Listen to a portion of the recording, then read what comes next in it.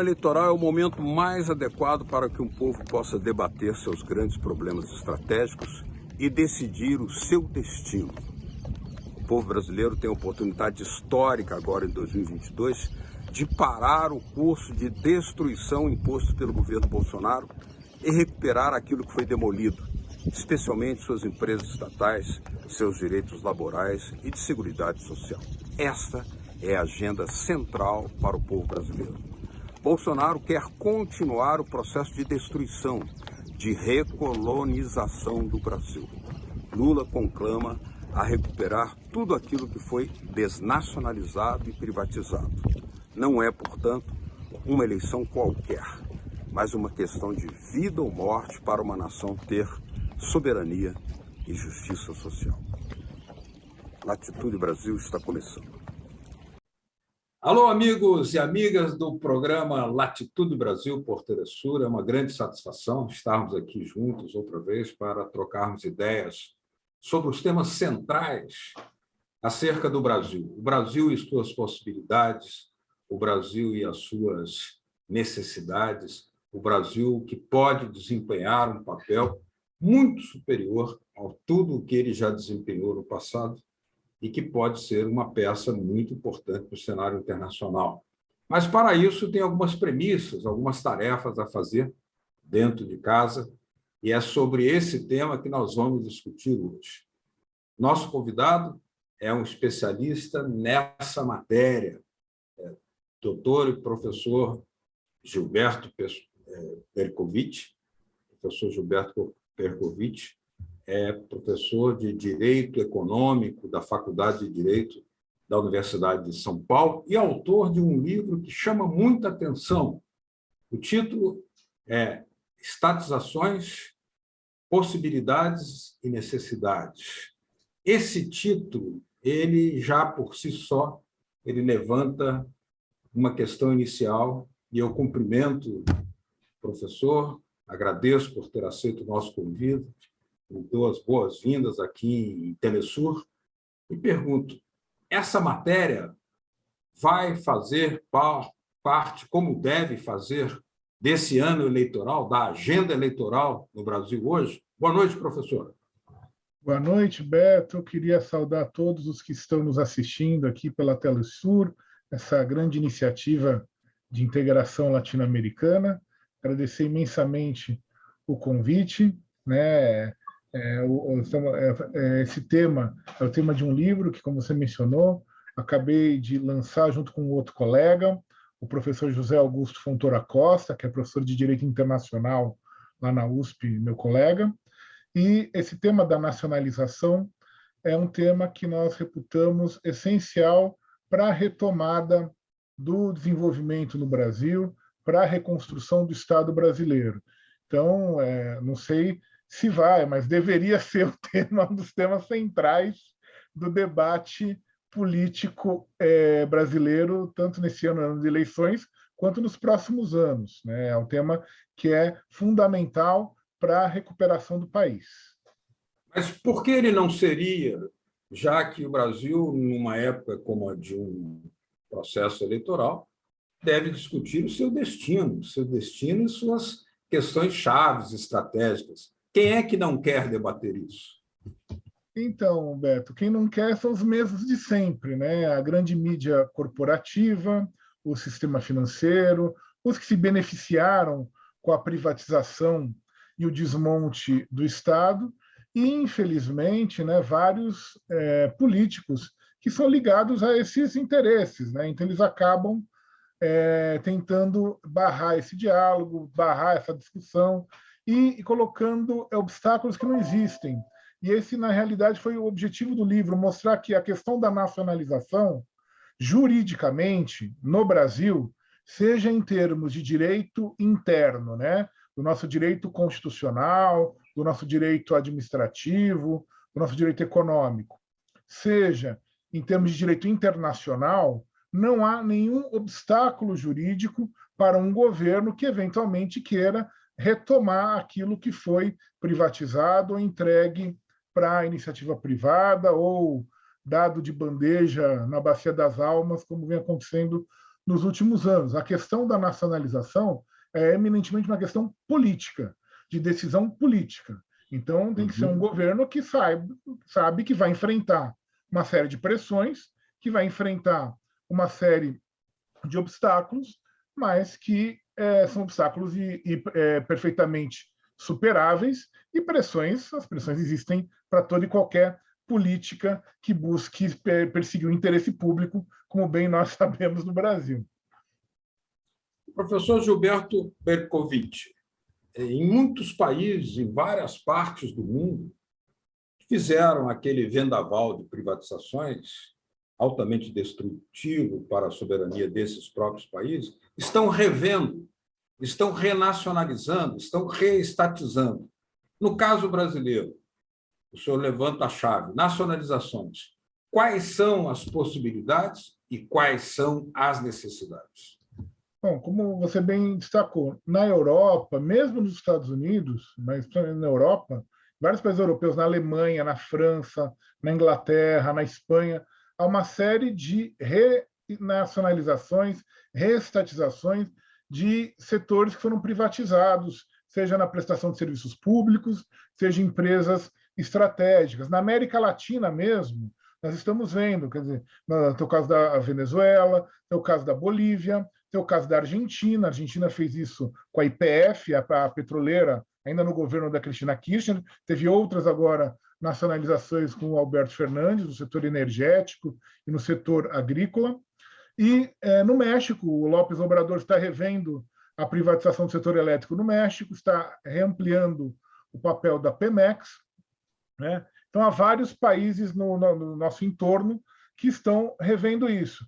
E a questão é muito simples: a necessidade de uma série de setores que são estratégicos ou são essenciais para que o Estado possa prestar os serviços públicos essenciais que as pessoas necessitam, particularmente, mas não só, o que é talvez o mais evidente, o setor de energia, seja na questão da energia elétrica, seja na questão do petróleo e do gás natural, mas há também a questão do saneamento, também a questão de telecomunicações, outros setores que eventualmente podem ser renacionalizados. A questão dos recursos minerais estratégicos, a questão da Vale do Rio Doce, que é uma questão que até hoje no Brasil não foi resolvida. Aliás, os desastres de Mariana e Brumadinho mostram o desastre que foi a privatização da Vale do Rio Doce.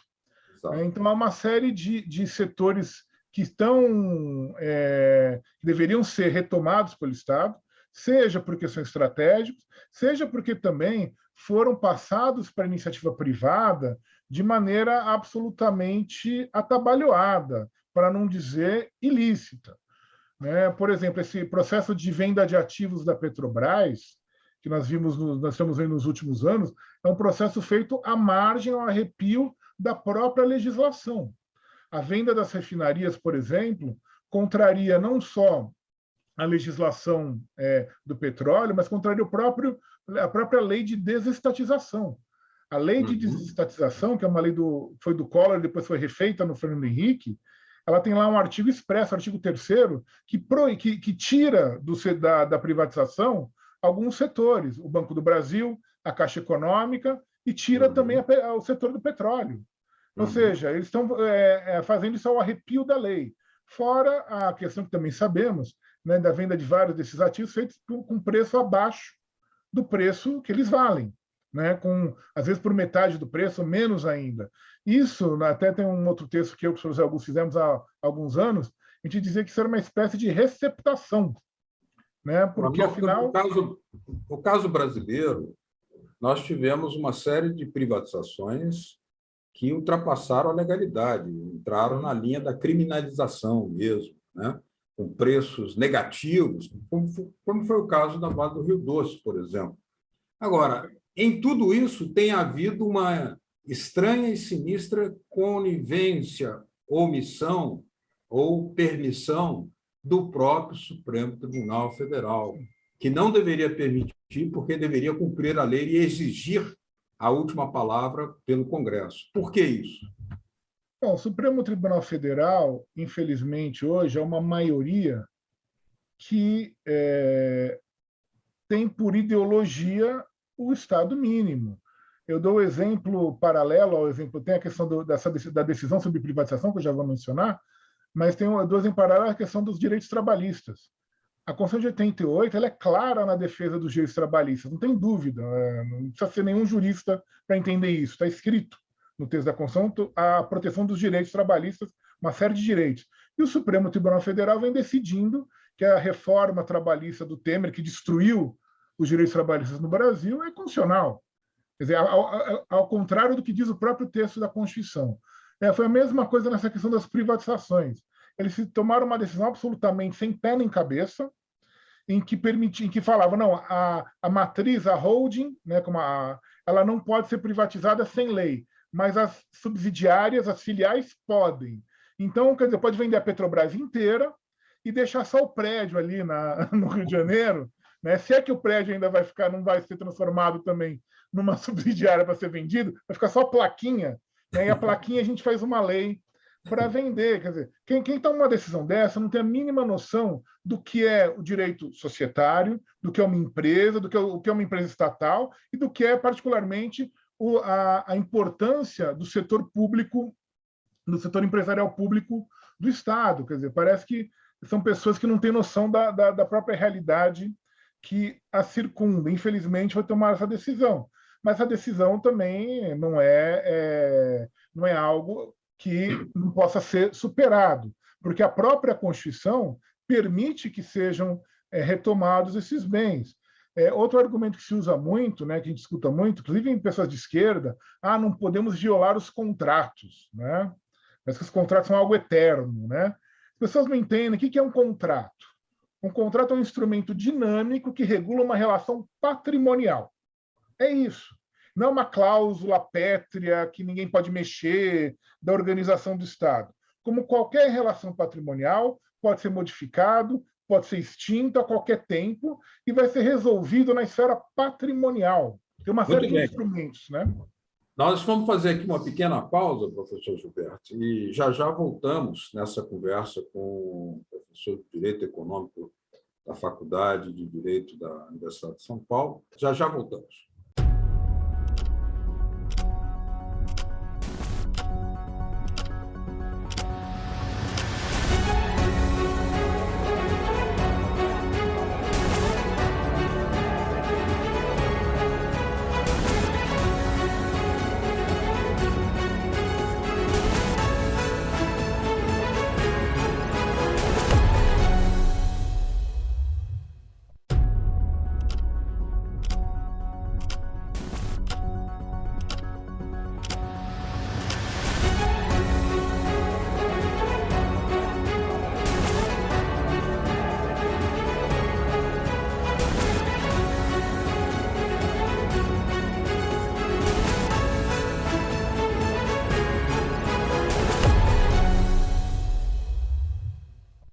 Latitude Brasil está de volta hoje conversando com o professor de Direito Econômico da Universidade de São Paulo, professor Gilberto Bercovitch, ele que, junto com seu companheiro de elaboração, ele vai mostrar, inclusive, a capa do livro, ele acaba de lançar esse livro, Nacionalização, Necessidades e Possibilidades, ele com o professor José Augusto Fontoura Costa.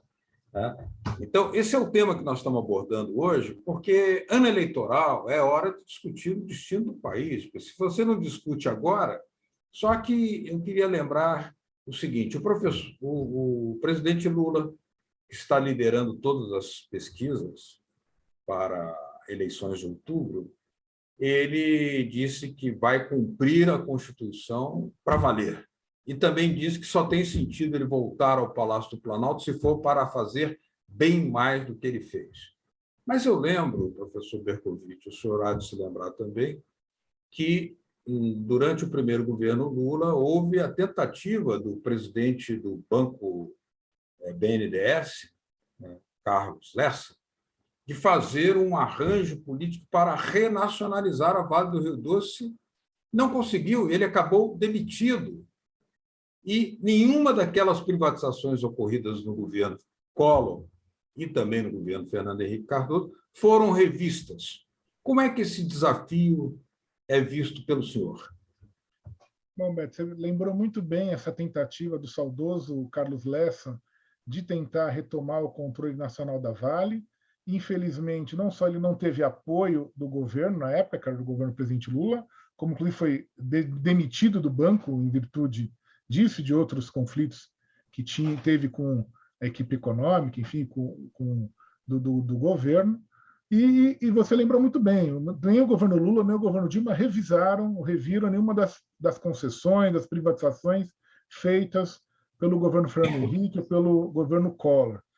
A questão toda é a seguinte, essa tentativa de fuga para frente, de fingir, não, já foi, então não tem o que fazer, vamos tocar para frente, isso podia até funcionar em 2003.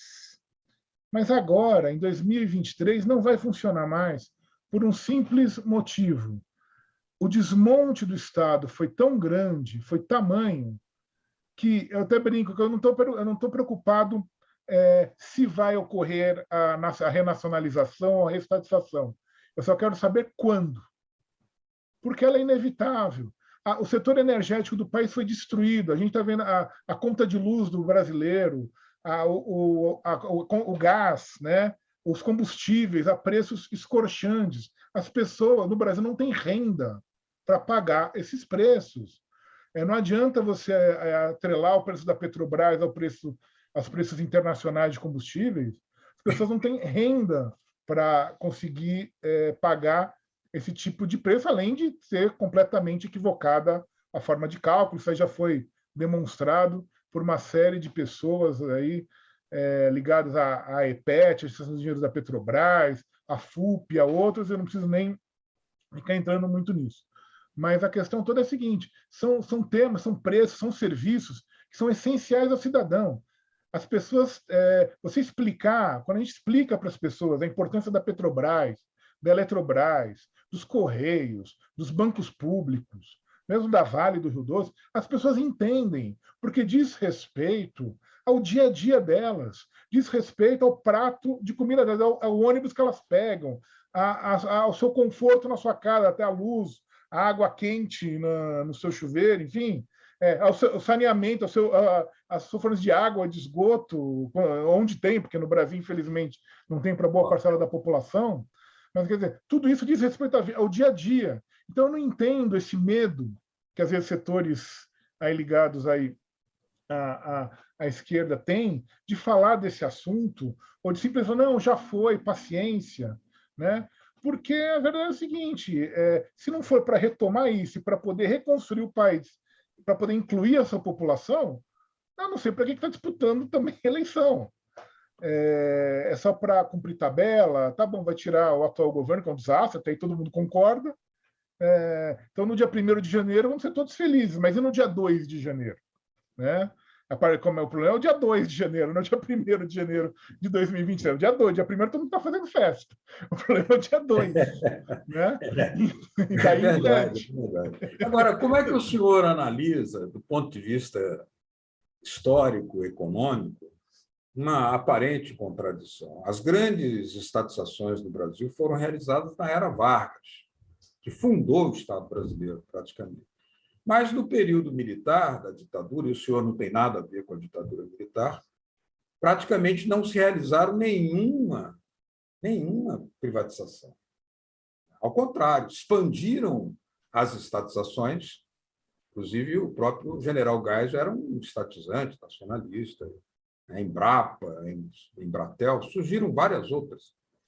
E as privatizações só começaram a acontecer depois que o país voltou ao Estado de Direito, à eleição direta. Ou seja, com a chamada democracia, foram criadas as bases para as privatizações. Comente essa contradição histórica e econômica. Isso se explica, Beto, pelo momento histórico que se vivia. As bases do Estado brasileiro foram criadas pelo Getúlio e depois, entre 30 e 60, depois a chamada Era Vargas, entre 30 e 64. Então, é ali que vai ser criada a CSN, que é a base da nossa política industrial, a Vale do Rio Doce, que tinha que fornecer ferro para ter a siderurgia, então, a base da estrutura de exploração mineral no Brasil, do controle estatal sobre os minérios no Brasil, né, que já A tinha maior mineradora do mundo, né? que já tinha, aliás, um minério que tinham sido nacionalizados nos anos 30 pelo Getúlio, o Código de Minas de 34, claro. E as águas também, pelo Código de Águas em 34. Claro. Você vai criar a Petrobras, depois da campanha do Petróleo é Nosso, a Petrobras, por isso que ela tem toda essa legitimidade até hoje, né, de grande empresa, porque ela foi criada por uma campanha do povo, né, ela não foi uma cabeça tecnocrática simplesmente que inventou a Petrobras, ela tem uma legitimidade no seio da população. E você vai estruturar também o setor elétrico, a Eletrobras, enfim, vai ter Furnas, vai ter depois a Chesf, e depois as outras. Você vai estruturar Itaipu, os militares, né? Itaipu, que foi projetada no governo João Goulart, na verdade, né? O que os militares vão fazer, eles vão, obviamente, eles são contra o Getúlio, eles derrubam o Jango, caçam o Juscelino, eles são contra o getulismo, são contra o trabalhismo, é óbvio, né? Mas eles vão tentar impor uma política para se legitimar, uma política de crescimento acelerado. Então, eles vão seguir parte do que já estava sendo estruturado. Por exemplo, a questão da Embratel. A Embratel estava prevista no Código Brasileiro de Telecomunicações, que é de 62, é uma lei que foi aprovada no governo de João Goulart, quando se estrutura o serviço de comunicações. A expansão elétrica já está prevista no Plano Nacional de Eletrificação, que vem do Getúlio e foi ampliado pelo Juscelino. Então, a expansão da Petrobras, das refinarias, né, da Petrobras, já vem do plano de metas. Então, eles vão continuar certas coisas, vão mudar outras, eles não são, vamos dizer assim, não são opostos ao capital estrangeiro, muito pelo contrário, eles são favoráveis ao capital estrangeiro, vão vir muitas multinacionais, isso vai mudar, então isso é uma forma de mudar o modelo também de desenvolvimento, mas, enfim, eles vão continuar a parcela disso. O que acontece é que, a partir dos anos 80, o neoliberalismo se torna dominante como ideologia no mundo, com a Thatcher e o Reagan, né? E depois o Mitterrand na França, o Helmut Kohl na Alemanha, e vai chegar aqui na América Latina. A Constituição de 88 ainda tenta segurar alguma coisa. Mas o Collor se elege já com um discurso neoliberal. Ele já falava que o Estado era um elefante, tinha aquela propaganda. E os meios de comunicação no Brasil, os empresariais, vamos chamar da grande imprensa, né?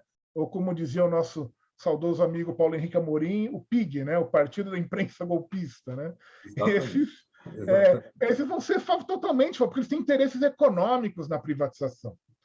E aí você vai ter uma boa parcela da elite política brasileira que vai aderir ao neoliberalismo e vai, com pressão americana, com pressão europeia, com pressão dos bancos, com pressão dos meios de comunicação, vai fazer esse desastre que é o desmonte do Estado brasileiro. O Fernando Henrique destrói boa parte do Estado brasileiro, o Lula não retoma, ele parte do que ele tinha, ele não vai tentar retomar, ele parte do que tinha, vai conseguir se virar, podia ter feito muito mais se tivesse retomado, e tinha legitimidade e apoio para isso. Pois e o que acontece? Se tem a legitimidade histórica e popular, né, e fazia parte do programa do Partido dos Trabalhadores e outros partidos progressistas também, o que está acontecendo para que alguns vozeiros aí dos partidos de esquerda andem falando não dá mais para reestatizar, basta que tenha ações na Bolsa, pode ser uma empresa mista, que é uma forma de privatização disfarçada. O que está acontecendo para essa fragilidade ideológica? Então, o que aconteceu? Como o Lula não mexeu nessa questão, né, não retomou a Vale, não retomou alguns serviços, foram privatizados, partiu, tá aqui o que aqui foi, né? Ele, de certa maneira, ele legitima esse tipo de posição, o que foi feito, não vou mexer mais, porque essa é a história do que foi feito, né? Na verdade é a prática, né? Mas tem um outro detalhe também, Beto, que as pessoas às vezes não se dão conta. As pessoas vão para cargos no governo, então vão para a Petrobras, vão para o Banco do Brasil, para a Caixa Econômica, para as estatais, enfim, e eles acabam participando de reuniões, de instituições, da elite econômica. obviamente, porque as empresas estatais fazem parte, né, são as grandes empresas do país. E o que acontece é que, às vezes, aí, não todo mundo, obviamente, mas alguns acho que confundem, começam a achar que o interesse desses grandes grupos econômicos é o interesse deles também. E começa a defender, mistura, confunde, enfim, começa a achar que tem que estar inserido nesse meio. Infelizmente, isso acontece, né? A gente tem visto várias pessoas falando: ah, não, já foi, paciência, como se estivesse com medo, como se o Brasil renacionalizasse, por exemplo, a refinaria Landulfo Alves, ou que foi privatizado da Petrobras, fosse ter um desembarque de tropa americana aqui. Não vai acontecer. Porque você tem que entender o seguinte: se acontecer qualquer renacionalização ou reestatização, vai ter grita? Vai. Os meios de comunicação vão falar, vão fazer um escândalo, vão dizer que o Brasil vai ser o pária universal, que não vai ter investimentos e não sei mais o quê, o dólar vai subir, a bolsa vai cair. E é isso.